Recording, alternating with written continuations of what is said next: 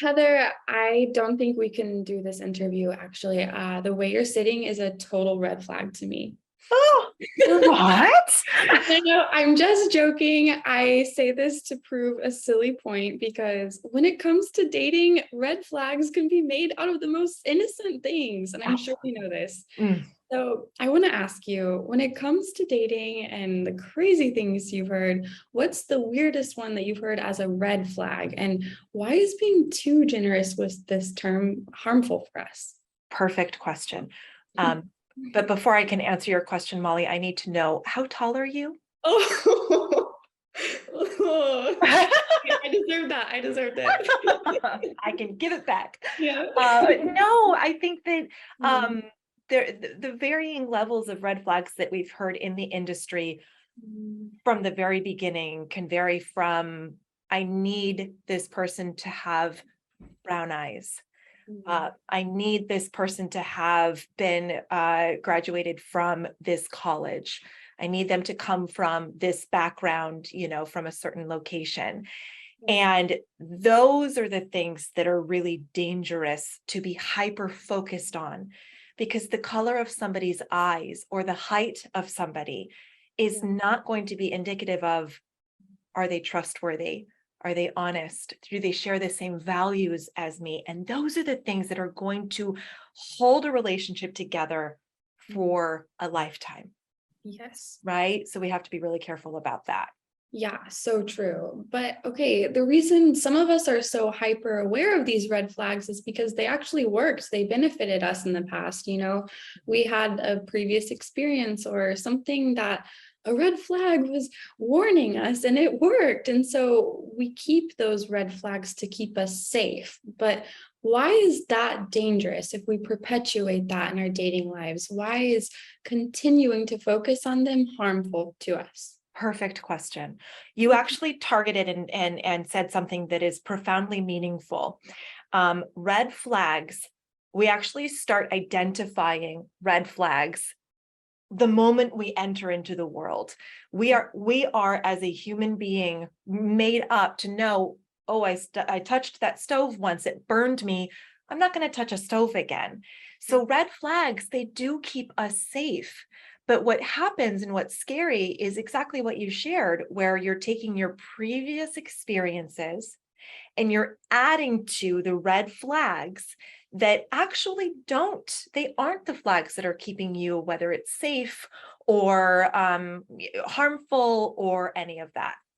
So the red flags that you should absolutely pay attention to are the things that are actually harder to see in an instant. The behavior of somebody, what they're doing when they say a certain thing, do they actually live up to that? Are they honest? And these aren't things that are very tangible that we can notice right away. So a defense mechanism that we kind of trade in for that is, this person hurt me before. The man that I was married to for 30 years, he had steel blue eyes, and I looked into them for all of that time. He ended up cheating on me. I can never look into the eyes of another man that has steel blue eyes, right? So when you think about that, that almost makes sense, that this man that you've attached to yourself for all of these decades really hurt you in a way that nobody should be hurt. And so we attach those traumas or those incidents based on tangible things.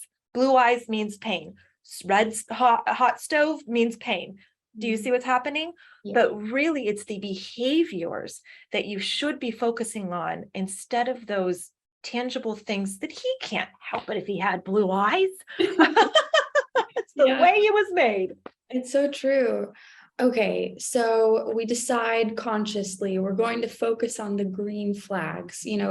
We just published a blog on our website about all the green flags we should look for when we're dating, but going out and thinking about the green flags is much easier said than done. So how do we retrain our brains so that we're actually focusing on the positive and not looking for all the negative? What practical steps can we take? Right.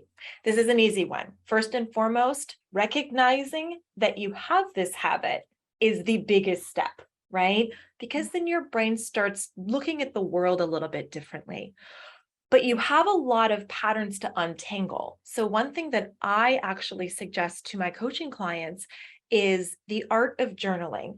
Now, when people hear journaling, they think, oh, writing, and it's going to be pages and this big book I have to bring out. No, the moment your brain starts, you recognize, you check yourself like, oh, I just did it. It can be a receipt in your purse. It can be an old business card in your wallet. Write it down. Why did that happen? What does that feel like? What really matters?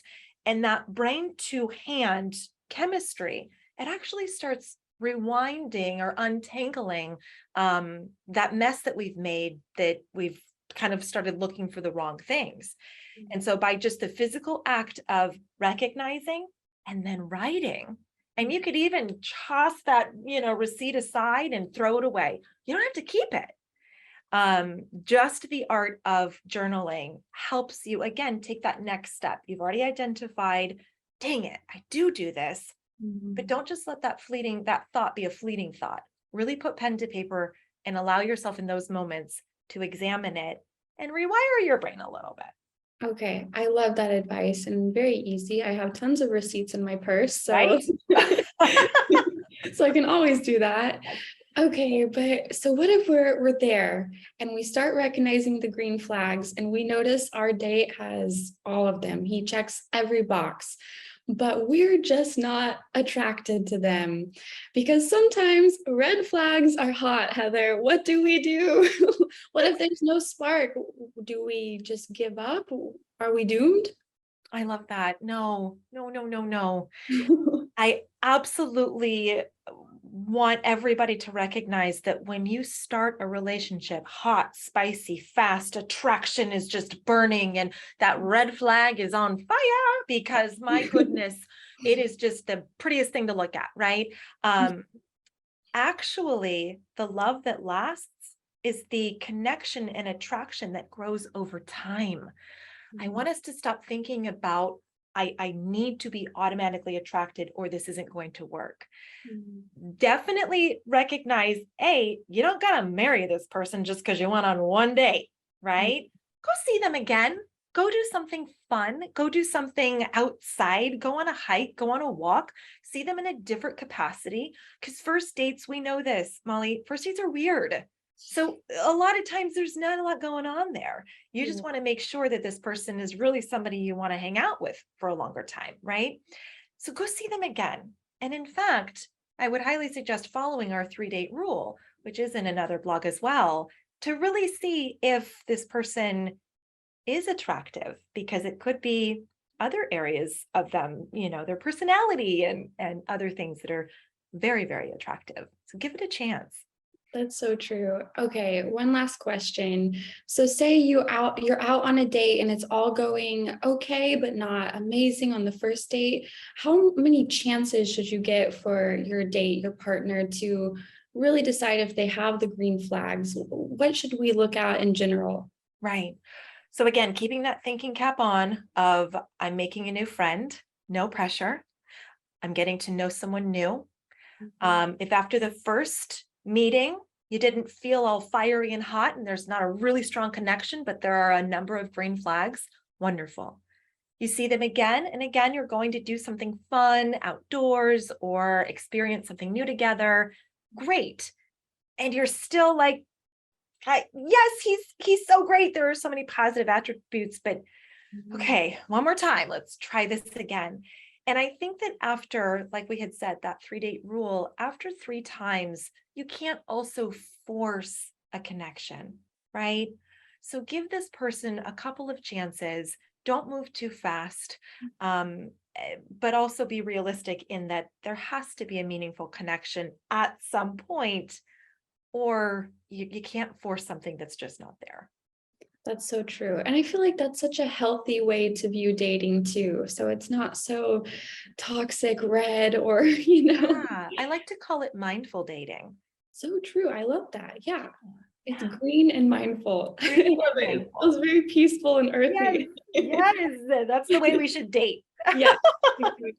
Well, thank you so much, Heather. This has been such a good discussion, really fun. And I feel like I learned that it's so easy to focus on the red flags, but the green flags, it's where you find really the beauty in dating. Well, thank you so much, Heather, for joining me and for shedding light on this topic. It's been a pleasure. Yes. And for anyone who might be interested in our matchmaking services, we invite you to visit the Matchmaking Company website, matchmakingcompany.com. And you can find all of this information in the description below. And if you like this video, don't forget to give us a thumbs up and be sure to subscribe for updates on our weekly content. So until next time, thank you for joining us.